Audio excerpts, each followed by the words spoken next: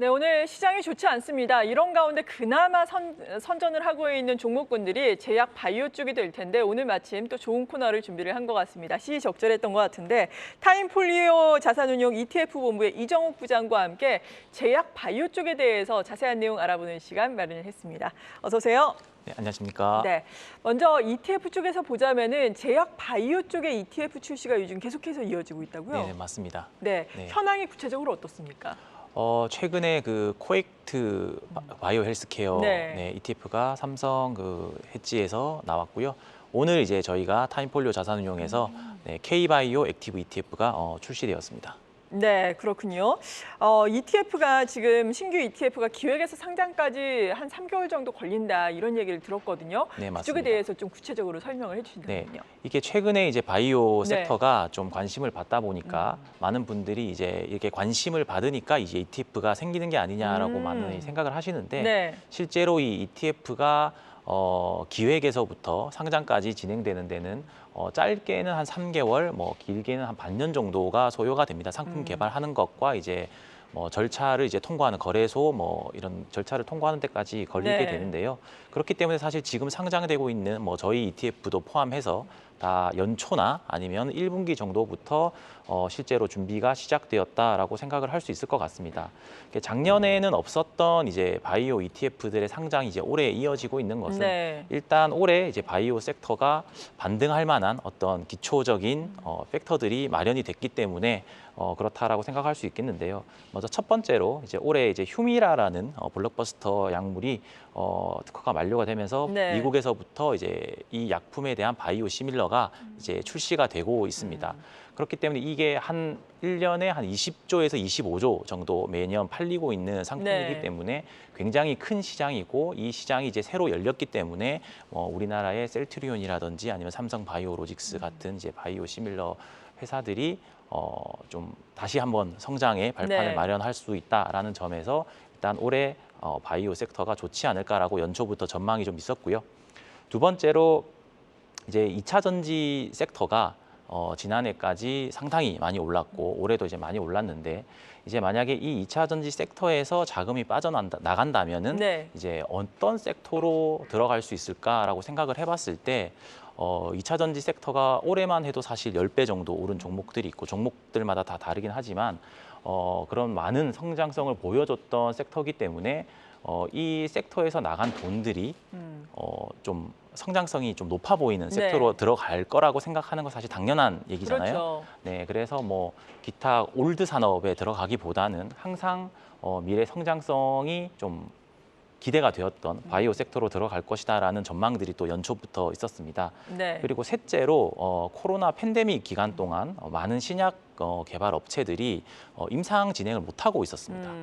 뭐 환자들이 일단 모을 수가 없고 네, 하기 때문에 그러겠네요. 못 하고 있다가 이제 엔데믹이 되고 이제 임상 환자를 모아서 다시 신약 개발 절차를 이제 시작하는 게 한 1년 정도 지났기 때문에 올해 말이나 아니면 내년 정도가 되면 이런 진행되었던 임상에 대한 결과들이 이제 나올 것이고 그런 이제 임상 결과가 나오게 되면 결국 또 바이오 섹터의 모멘텀이 될 수 있기 때문에 올해가 바이오 ETF를 만들기에 적기다라는 판단이 연초부터 있었고 네. 아마 그런 관점에서 올해 아마 바이오 액티브 ETF들이 상장되고 있는 것이 아닌가 생각됩니다. 네, 정말 여러 가지 환경이 말씀을 들어보니까 맞아 떨어지는 것 같습니다. 앞서서도 제약바이오는 몇 년 전에 제약바이오가 선전했을 때 진짜 꿈을 먹고 자라는 그러한 섹터였는데 말씀을 들어보니까 뭐 바이오 시밀러 쪽도 그렇고 최근에는 실제로 실적도 나와주고 있는 종목들이 상당히 많이 눈에 띄고 성장성도 기대가 된다라는 측면에서 기대를 모을 수가 있겠네요. 네, 맞습니다.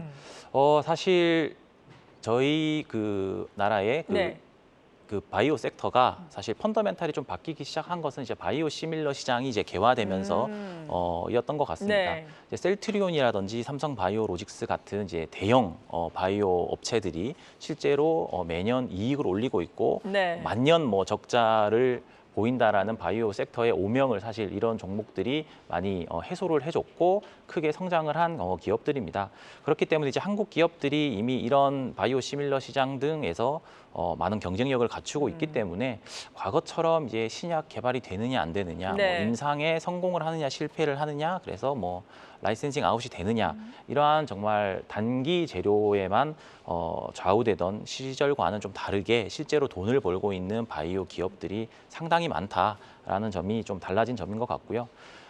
다만 사실 많은 이제 중소형 바이오 기업들이 여전히 이익을 내지 못하고 있는 것도 사실이긴 합니다.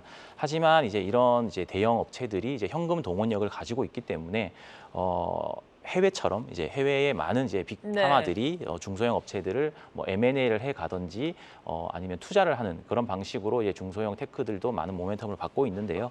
이러한 것들이 충분히 가능해질 수 있는 환경이 한국에서도 이제 마련이 됐다라는 점에서 과거와 달리 굉장히 좀 긍정적이지 않나 생각을 하고 있습니다. 네. 또한 이제 올해부터는 이제 좀 기존에 신약 개발을 해서 라이센싱하는 그런 바이오 업체나 아니면은 이제 바이오 시밀러 업체들뿐만이 아니라 덴탈이라든지 미용 같이 실제로 시장에서 이익을 내고 있는 섹터도 바이오 섹터에 이제 포함이 되면서 네. 많은 사람들이 이제 주목을 얻고 있고 작년 말부터 사실 상당히 주가가 많이 오르기도 했습니다.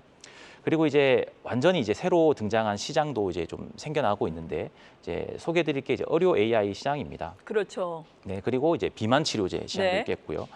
이런 성장성이 굉장히 큰 새로운 스토리들은 사실 2차 전지 섹터에서 큰 수익을 맛봤던 투자자들이 충분히 저쪽 섹터도 괜찮을 수 있겠다라는 네. 관심을 끌 수밖에 없는 것이고 그런 자금들이 이제 바이오 섹터로 들어오고 있기 때문에 최근에 바이오 섹터가 반등을 하고 있다라고 생각을 하고 있고요. 이런 이제 다양한 사실 바이오 섹터라고 뭉뚱그리지만 실제로는 다양한 분야의 소 분야들이 지금 생겨나고 있기 때문에 투자자들이 어떤 선택의 폭이 넓어진다는 점에서도 바이오 섹터가 과거와는 좀 많이 달라졌다라고 생각을 합니다. 네, 오늘 그래도 다행히도 2차 전지주도 이 시각 현재 힘을 다시금 내면서 시장이 특히나 코스닥 시장이 낙폭을 많이 줄이고 있습니다. 이런 가운데 제약 바이오가 오늘 선전을 하고 있다라고 언급을 해드렸는데 시장이 어렵다 보니까 의료 AI 방금 말씀해주신 종목들 뭐 루닛을 중심으로 오늘 비교적 상승 탄력이 있게 좀 올라오고 있는 상황입니다. 의료 AI와 관련해서 사실 이러한 종목들이 많이 올라왔잖아요. 네, 맞습니다. 앞으로 그래도 추가 성장을 우리가 기대를 해볼 수 있는 거죠.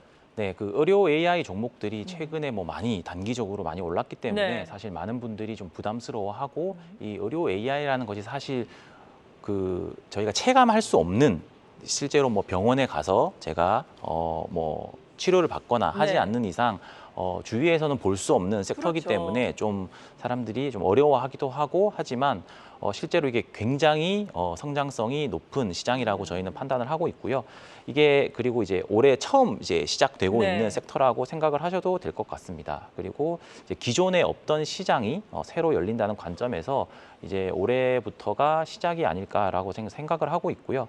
의료 AI 분야 중에서도 이제 특별히 최근에 이제 많은 주목을 받고 있는 시장이 바로 진단 분야입니다. 네.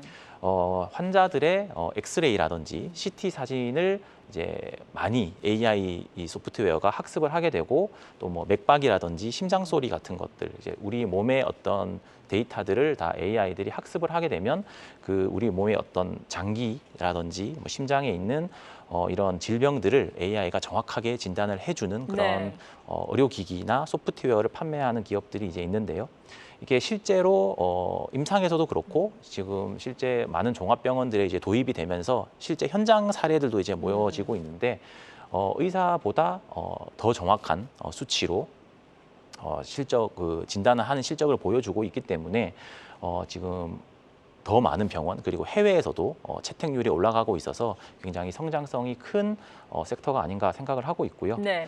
국가적으로도 일단 조기 진단에 대한 그런 필요성이 느껴지고 있기 때문에 좀 빠르게 성장할 수 있는 섹터가 아닌가 그렇게 생각을 하고 있습니다. 그리고 앞서서 언급을 해주신 것이 당뇨 또 다이어트 쪽인데 우리나라에서도 관련된 종목들이 최근에 좀 시장의 주목을 받았습니다. 미국의 예를 살펴보자면 일라이 릴리 같은 경우에는 뭐 장기적인 차트를 보면은 거의 부침이 없을 정도로 쭉 우상향을 하고 있더라고요. 이 네, 당뇨 맞습니다. 다이어트 네. 쪽에서 선전을 하고 있는 기업인데 네. 우리나라도 관련된 종목들 지금 관심을 가져도 좋을까요? 네, 그 비만 치료제 시장도 사실 그 엘라이 릴리라든지 아니면 노보노이스크 같은 해외 주식들 차트를 보면은 네. 상당히 많이 올랐기 너무 때문에 좋더라고요. 네, 무서워하시는 분들이 많은데요. 비만 치료제 시장도 이미 약간 장기 트렌드라고 생각을 하셔야 될 것 같습니다.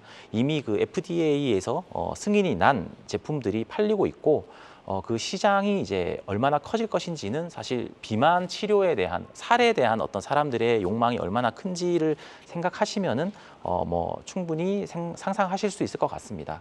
그리고 뭐 이제 앨런 머스크라든지 네. 킴 카다시안 같은 유명인들이 치료제를 맞고 코멘트를 해주고 있기 때문에 맞아요. 많은 분들이 맞고 싶어하는 네. 그런 치료제가 나왔다라는 점에서 성장성이 굉장히 크다라고 생각을 하고 있습니다. 네, 아쉽지만 저희가 또 마무리할 시간을 앞두고 있어서 일정 매매 또 하시는 분들도 많잖아요. 제약 네. 바이오 쪽에는 앞으로 어떤 이벤트 기대가 되는 것이 있나요? 일단 단기적으로 10월 달에 유럽 종양학회가 있어서 그 관련 종목으로 이제 뭐 유한양행 같은 종목들이 최근에 네. 이제 많이 각광을 받고 있습니다. 네, 그렇군요. 그리고 앞서서도 언급을 해드린 것처럼 폴리오 자산운용에서도 오늘 바이오 ETF가 상장되는데 어떤 네. 종목들로 이루어져 있어요? 앞에 말씀드렸던 그런 미래지향적인 새로운 바이오 분야의 ETF 그 종목들을 많이 포함을 하고 네. 있고 아까 말씀드렸듯이 그런 일정들에 대한 플레이도 좀 액티브하게 하는 하우스이기 때문에 그런 그 일정들 11월에 있는 또 종양학회 같은 것들까지 다 판단을 해서 매매를 열심히 하고 있고요.